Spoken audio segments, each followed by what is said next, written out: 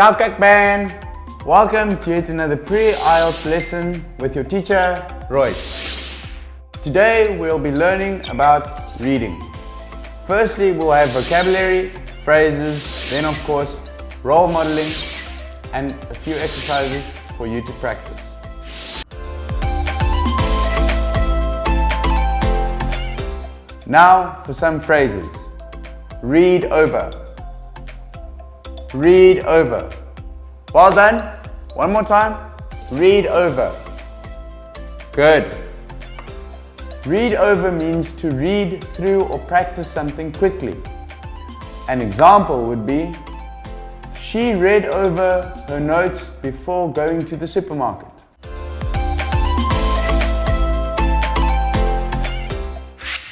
Read off. Read off. One more time, read off. This means read aloud from a list. An example sentence would be, when your name is read off, come to collect your paper.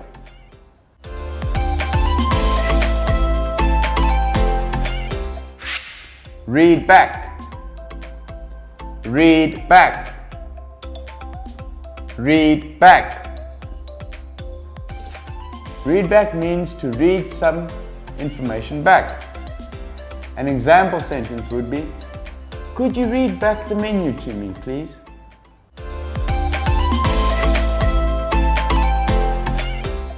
Read off. Read off. One last time, read off. Read off means to read some information that is printed or displayed on something. An example sentence would be, the doctor read off the patient's temperature from the thermometer.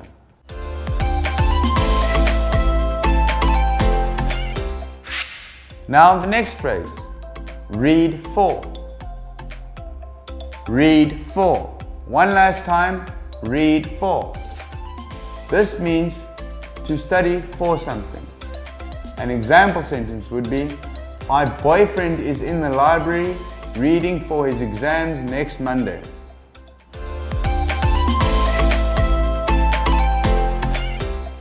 Next phrase is read up on.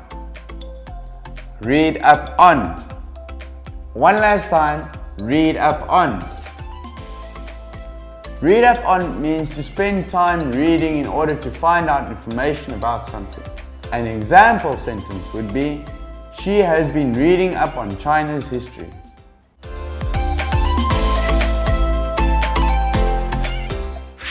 Now, here are some sentences about reading. I really enjoy blah blah blah novels. I'm not a fan of blah blah blah. I read best in solitude. I love to read. My favorite book is blah blah blah. The book genre I like most is blah blah blah.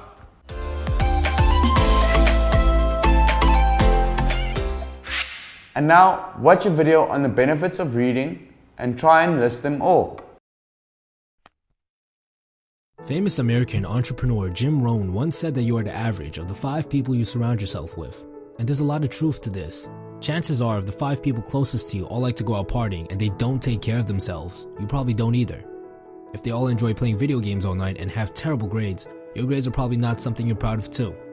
But if your friends love hitting the gym on a daily basis and they watch what they eat, there's a high chance you're healthier than the average Joe. Of course, there are exceptions to this, but the general consensus is that there's some truth to this idea. We as human beings learn from our surroundings. We're sophisticated animals that excel at copying each other. This is largely where things like culture, slang, accents, and even traditions come from. People learn each other's habits and adopt each other's mindsets after spending large amounts of time with each other. I frequently catch myself using other people's catchphrases after hanging out with them for just a short period of time. And that's why it's to no surprise that a large majority of the most successful people on this planet have attested a lot of their success to their mentors. Martin Luther King had Gandhi, Mark Zuckerberg had Steve Jobs, Drake had Lil Wayne, and Bill Gates had Warren Buffett. People who become successful almost always have at least one person in their sphere of influence who is already massively successful. It's from them that they adopted the mindsets and habits that they needed to eventually bring them to success. However, you might say, well, I don't know anyone who's successful. My friends are just average people. But this is where the benefit of reading comes into play. A book is literally the words, the ideas, the mindsets, the advice, and even the experience of another person wrapped into a convenient, portable, always available collection of papers.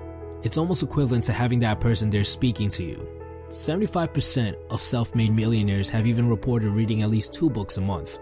The true benefit of reading is that you can pick and choose who you want to add to your inner group of influence that will eventually affect who you become as a person. When you read, you get a glimpse into the mind of the author. There are so many books out there that are written by people who are already massively successful in different fields. Their ideas, mindsets, and words are all waiting to be shared. If you wanted to go on a meditation retreat with Gandhi, talk politics with Martin Luther King, hit the studio with Lil Wayne, or even get business advice from Warren Buffett, all you have to do is submerge yourself by reading their words, and you'll get a glimpse into their world and their way of thinking. You will have essentially added a new friend to your group of friends, a friend who is most likely older and wiser on top of being significantly more successful. And when you do that, you start adopting some of their mindsets and their habits, because that's what we do as humans. We copy each other. And this is what eventually brings you closer to success. So challenge yourself to read. My personal New Year's resolution this year is to read at least 1 book a week, so expect some videos about big concepts that may come across.